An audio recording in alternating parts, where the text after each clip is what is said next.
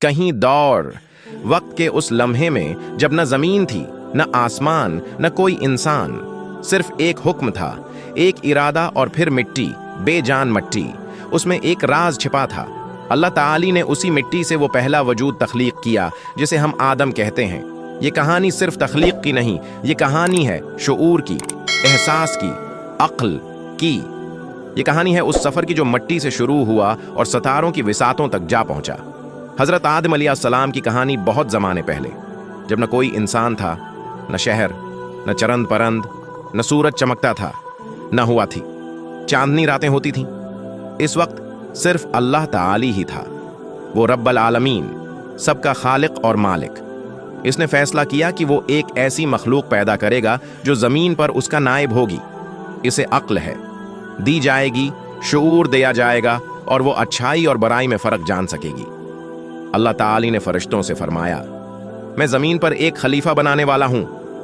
फरिश्ते हैरान हुए और अर्ज किया, ए हमारे रब, क्या आप ऐसी मखलूक बनाएंगे जो जमीन पर फसाद करेगी और खून बहाएगी? हम तो आपकी हम्दो सुना करते हैं और पाकीज़गी बयान करते हैं। अल्लाह ताली ने फरमाया, मैं वो जानता हूं जो तुम नहीं जानते। फिर अल्लाह ताली ने जमीन की मिट्टी ली, मुख्तलिफ रंगों और मिजाज की मिट्टी। किसी मिट्टी में नरमी थी, किसी में सख्ती, किसी का रंग गहरा था, किसी का हल्का। ये सब बाद में इंसानों की फितरत और रंगों की बुनियाद बनने वाला था। अल्लाह ताली ने उस मिट्टी को मुख्तलिफ मराहिल से गुजारा। मिट्टी गारा बनी, गारा सूखा, सूख कर खंगदार मिट्टी में बदला और आखिरकार अल्लाह ताली ने इस मिट्टी की मूर्त बनाई, एक ऐसा पीक कर जिसे देखकर फरिश्ते हैरान रह गए। फिर जब वक्त आया, अल्लाह ताली ने इस मुजस्सम पीकर में अपनी तरफ से रूह फूंकी। जैसे ही रूह पहुंची, वो पीकर जिंदा हो गया। आंखें खुलें, हाथ हले, दिल धड़का और हजरत आदम अलैहिस्सलाम जिंदा इंसान बन गए। वो पहला इंसान थे और अल्लाह ताली के खास बंदे। वही हमारे जद्दे अमजद हैं। हजरत आदम अलैहिस्सलाम जब तख्लीक हो चुके तो अल्लाह ताली ने उनकी खास तरबियत शुरू की। सबसे पहले अल्लाह ताली ने हजरत आदम को इल्म अता किया। अल्लाह ने उन्हें तमाम इशिया के नाम सिखाए, फूलों, दरख्तों, जानूरों, पानी, आग, जमीन, आसमान और ऐसी बहुत सी चीजों के नाम जिन्हें आज हम रोजमर्रा जिंदगी में इस्तेमाल करते हैं। अल्लाह ताली ने फिर फरिश्तों से फरमाया, अगर तुम सच्चे हो तो उन चीजों के नाम बताओ। फरिश्ते आजिजी से बोले, या अल्लाह, हम वही जानते हैं जो तूने हमें सिखाया, हम तेरे इल्म के मुकाबले में कुछ नहीं जानते।